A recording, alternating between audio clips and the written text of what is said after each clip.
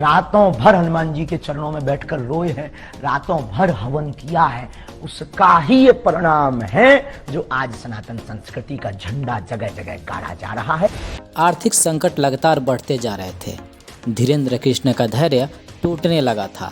घर की स्थिति को देखकर उनका हौसला अब जवाब दे चुका था। बस अब एक ही सहारा था, बालाजी महाराज। फिर क्या था, एक दिन धीरेन्द्र अपनी अर्जी लेकर अपने दादाजी के दरबार में पहुंच गए। हमारे पिताजी कुछ करते नहीं थे। भूख की स्थिति में दादा गुरुजी का फक्कड़पन था। वो परिवार से नाता तोड़ा, मतलब तोड़ा। तो उन्हें मतलब नहीं आप जी रहे कि मर रहे। उनके पास तो अगर याचक अर्जी करता बन के जाओगे तो वो अर्जी उठा के बालाजी के पास रख देंगे। ये नहीं कि ये हमारा सगा नाती है, ये हमारा सगा पुत्र, तो इस पर ज्यादा कृपा हो जाए। हम भी गए सबकी भांति। हमने भी अपनी विपदा कहीं के 3 दिन हो गए हैं, कुछ खाने तक को नहीं है घर में। रहने का 16 बाई 12 का कच्चा मकान, वो भी बरसात में खाट के पलंग के नीचे सोना पड़ता है, बारिश की बूंदें गिरती हैं। कब तक ऐसी जिंदगी जिएंगे? कुछ नहीं तो ऐसा कुछ कह दो, कर दो, भोजन ही चलने लगे। जिंदगी में कुछ नहीं तो पिताजी कुछ करने लगे, ऐसा कुछ कर दो। गुरु ने बस बाहें पकड़ी। अवस्था 10-11 वर्ष की थी। बाहें पकड़ करके बोले तू मुझसे मत जुड़, तो सीधा बागेश्वर बालाजी से जोड़ दिया। साल 2010 में बागेश्वर धाम सरकार के दादाजी का निधन हो गया। इसके बाद तो बाल धीरेन्द्र की दुनिया ही उजड़ गई। सन्यासी बाबा ने लीला की, स्वप्न में आभास होने लगा। फिर कोई व्यक्ति आता था दिन में, या हम कहीं सत्यनारायण की कथा वांचने जाते थे, जैसे आप आए, शरद जी आए, या कोई व्यक्ति आया, हमें लगता था कि वो जब परिचित नहीं थे तो वो आते ही अपना ये नाम बताएगा। ऐसा मन में भाव प्रकट हो जाता था। ये आते ही हमसे 2 बातें बोलेगा, लेकिन झिझक के कारण हम बोल नहीं पाते थे। और वो जब उससे पूछते थे अच्छा आपका नाम क्या है, तो हमारा हो ये तो पहले पता लग गया था हमें।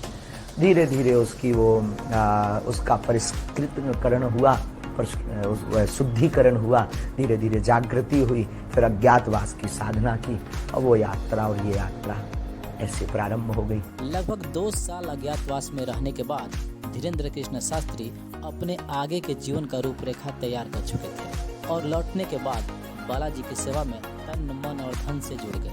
9-10 साल की अवस्था से ही हमने बालाजी की सेवा की।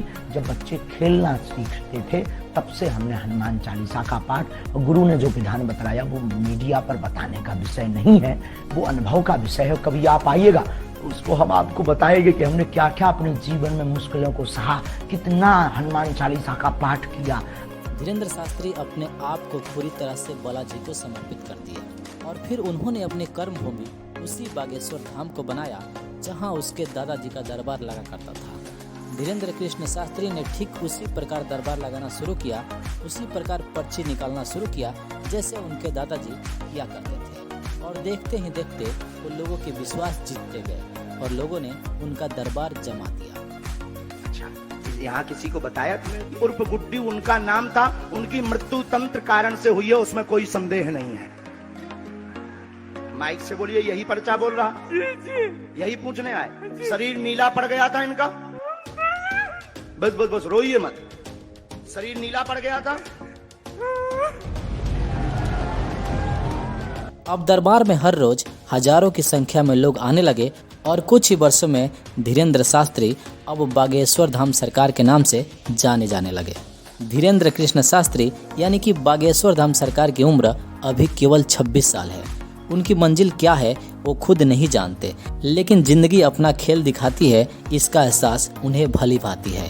जीवन के खेल सबकी समझ नहीं आती, कब क्या कर दे गुरु, कब कृपा कैसी कर दे, कह नहीं सकते। तब यहाँ हम अपने जीवन में ये जो भी है हमारे लिए सबसे बड़े चमत्कार है। खाना पीना, भोजन, रहन सहन, सब चमत्कार से कोई किसी का नहीं।